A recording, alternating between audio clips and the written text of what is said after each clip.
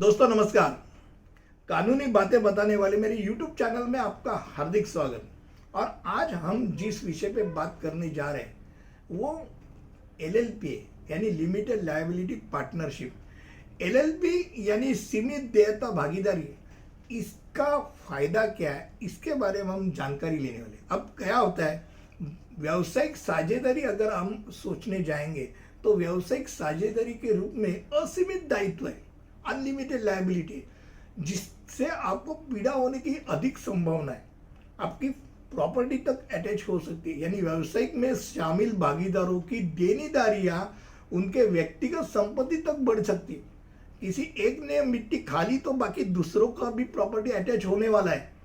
पर यह सब जो साझेदारी फर्म में होता है, जहां भागीदारों के पास कुल ऋणों और कानूनी परिणामों के लिए असीमित देयता है, इसके उपरांत LLP की अगर बात करेंगे तो उसमें भागीदारी फर्म की सभी प्राथमिक विशेषताएं हैं, सब एडवांटेज वही है, पर शामिल भागीदारों की असीमित देयता निकाल दिया गया है।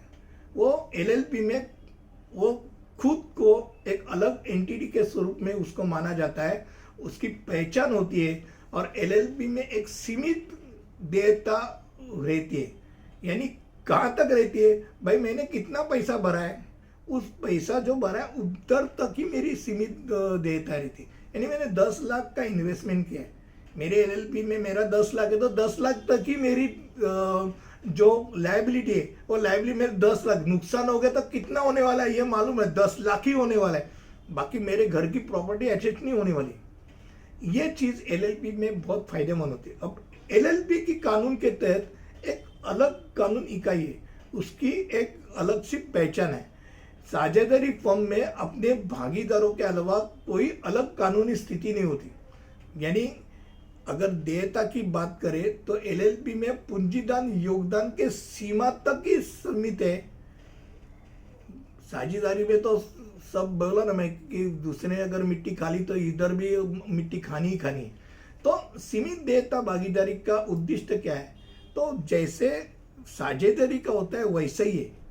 यानी व्यावसायिक साझेदारी होने का अर्थ ही है कि जोखिम फैलाना। अगर जोखिम है तो 4 जन है तो 4 जन में जोखिम फैला सकते हैं, व्यक्तिगत कुशलता एक साथ कर सकते हैं, विशेष अलग अलग किसी के पास कई स्किल्स है वो स्किल को इकट्ठा कर सकते हैं और श्रम का एक विभाजन कर सकते हैं। ये सब फायदे आप इसमें ला सकते हैं, पर आपको रिस्क फैक्टर कम हो गए। अब इसमें कर निर्धारण जो है 30% तक है। अब साझेदारी जहां भागीदारों की संख्या न्यूनतम 2 है और ज्यादा से ज्यादा 50 है, वहाँ LLP में न्यूनतम 2 है और ज्यादा से ज्यादा तो लिमिट नहीं है, उसको असीमित है। ये एक फायदा है। पार्टनरशिप में जहाँ पंजीकरण वैकल्पिक है, आपको रजिस्ट्रेशन कंपलसरी नहीं है, आप नोटरी कर सकते हैं, नोटरी करके आप पैन नंबर निकाल सकते हैं, बैंक अकाउंट खोल सकते हैं। पर LLP में पंजीकरण अनिवार्य है। और सबसे अहम बात, जो LLP होती है उसके नाम से आप प्रॉपर्टी ले सकते हैं।